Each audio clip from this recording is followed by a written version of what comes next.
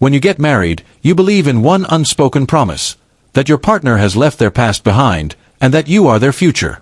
That belief carried me through every high and low of my marriage with Sarah. 4 years, I trusted her without question. Until one evening, she shattered that trust with a single sentence. We were sitting on the couch, going over the final details for her sister's wedding. Sarah was excited, flipping through the guest list, when she suddenly looked at me and said casually, "By the way, I invited Daniel. My ex." I froze. "Your ex-lover? Why?" She didn't even look guilty. Instead, she gave me a look as if I were being unreasonable. "He's practically family. He's known my parents for years.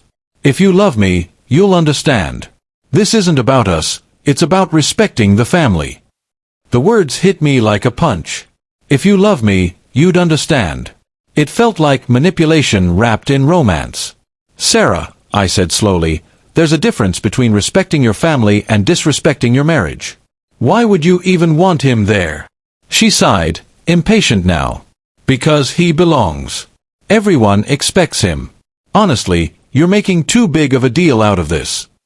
That night, I lay awake, staring at the ceiling.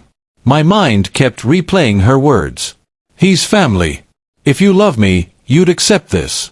It wasn't just about a wedding invitation. It was about loyalty, boundaries, and respect. I thought back to our vows, the promises we made.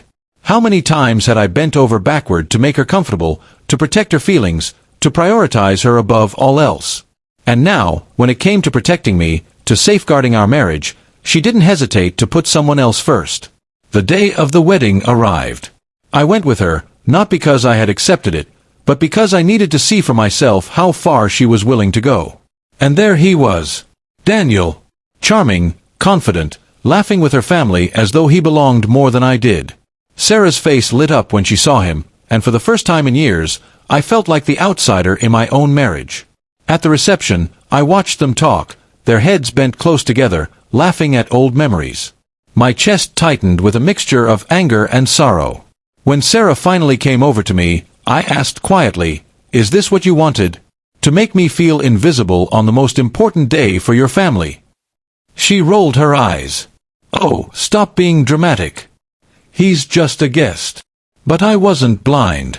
I saw the way her family smiled at him, welcomed him, and how little they acknowledged me. I realized then that Sarah hadn't just invited her past, she had chosen it over me. I didn't make a scene. I didn't raise my voice or storm out. Instead, I stood up, straightened my jacket, and told her calmly, "If you think this is respect, if you think this is love, then maybe you deserve him, not me." Her smile faltered. "What are you saying?" "I'm saying I won't compete at my own wife's side," I said.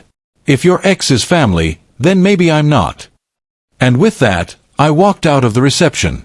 The silence in the car on the way home was deafening. She finally broke it. "You embarrassed me tonight." I turned to her, pain and resolve in my voice. "No, Sarah.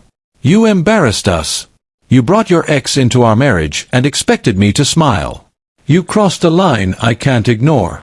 That night, I packed a bag and left. The divorce papers came weeks later. She tried calling, begging me to reconsider, insisting it wasn't a big deal. But the truth was, it wasn't about Daniel. It was about her choice. She chose her ex, her family's comfort, over the respect her marriage deserved. And once respect is gone, love doesn't survive.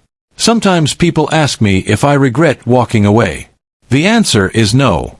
Because a marriage where one partner clings to the past is no marriage at all. Sarah once said, "If you love me, you'd accept it." But real love doesn't demand you accept disrespect. It demands loyalty, and the courage to walk away when it's no longer there.